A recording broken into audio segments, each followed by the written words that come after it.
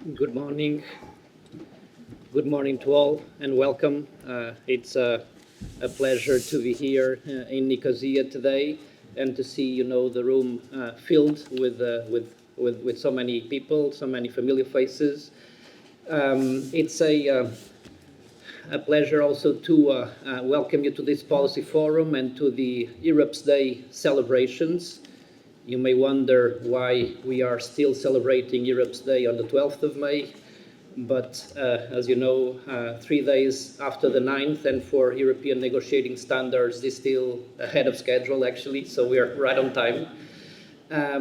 But as you know, this is part of a series of events that both the representation here in the Commission representation and our support office have been organizing to commemorate the 9th of May, the Saint Truman Day, as we call it in Brussels.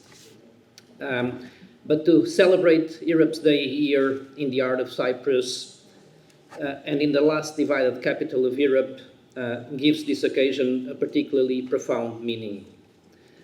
Europe Day is not a celebration of institutions, declarations, or treaties. It is a celebration of an idea that peace, reconciliation, and cooperation are always stronger than division and conflict.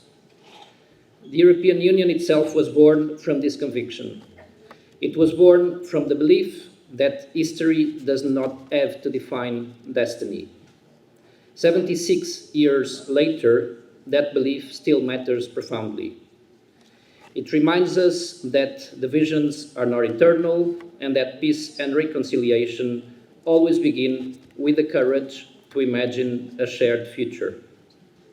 But it also reminds us that we cannot take peace, stability, and cooperation for granted, and that we must preserve and cherish what previous generations worked so hard to build. That is why Europe Day resonates so deeply in Cyprus. And it's particularly meaningful that we gather today here at the Ledra Palace, a place that once symbolized the openness of a shared and cosmopolitan city, later stood at the heart of the vision.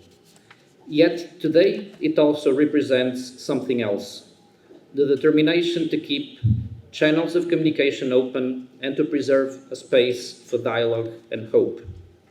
My thanks go to the Special Representative of the United Nations Secretary General, Mr. Kassim Diagne, for his presence and hosting us in this symbolic venue. However, Europe Day is not the only reason for this policy forum. This year, we are also celebrating the 20th anniversary of the EU-Aid program for the Turkish Cypriot community. For 20 years, the European Union has remained committed to supporting the reunification of Cyprus, the socio-economic development of the Turkish Cypriot community, and bringing all Cypriots closer together and closer to the European Union. During these 2 decades, the aid program has supported education, infrastructure, environmental protection, entrepreneurship, cultural heritage, and civil society. It has helped to restore more than 200 monuments across the island, preserving Cyprus' rich and diverse shared history. It has supported wastewater treatment facilities serving both communities, recognizing that challenges such as water scarcity affect the entire island. It has invested in young people through scholarships and exchanges. And it has supported the important work of accounting for missing persons, helping families find answers, dignity, and the possibility of closure after decades of uncertainty. But its true achievement goes beyond projects and investments. Its true achievement lies in the human connections it has helped to create, in the partnerships built across communities, in the trust developed over time, and in the many people who chose cooperation over separation. Every bicommunal initiative, every restored cultural site, every youth exchange, every good traded across the Green Line, every joint environmental effort carries the same powerful message: cooperation is possible.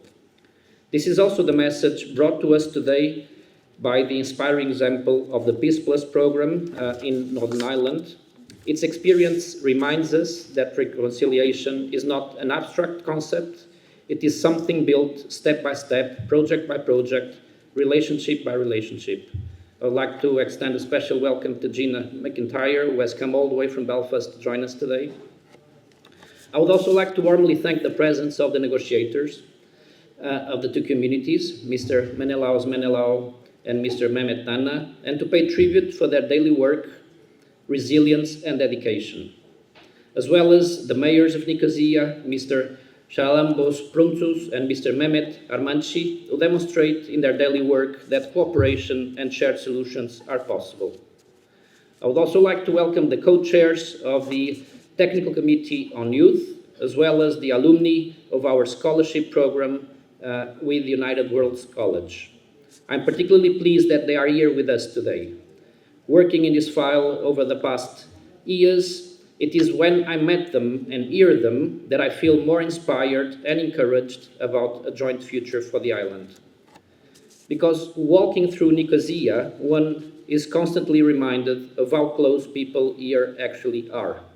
Sometimes only a street, a wall, or a crossing point separates communities, but aspirations are remarkably similar. Parents wanting opportunities for their children, young people wanting to travel, study, and create, communities wanting security, dignity, and hope.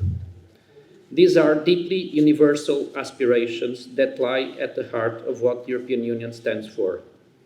This is why we will continue to support all efforts that foster dialogue, trust, and reconciliation between the communities with a view to a reunified country.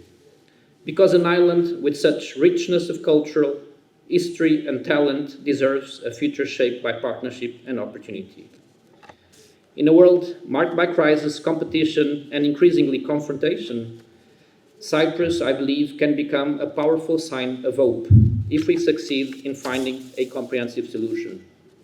It will take courage, vision, and leadership, but this is precisely what is needed. The status quo is not an option. Dear friends, let me add, as I started, by recalling that Europe is built not only in treaties, institutions, or capitals far away with less generous weather than we have here in Cyprus.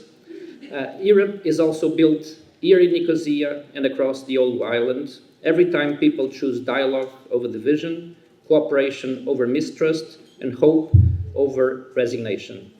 So thank you very much for being here. Thank you for your commitment. And let's turn this hope into reality. Thank you.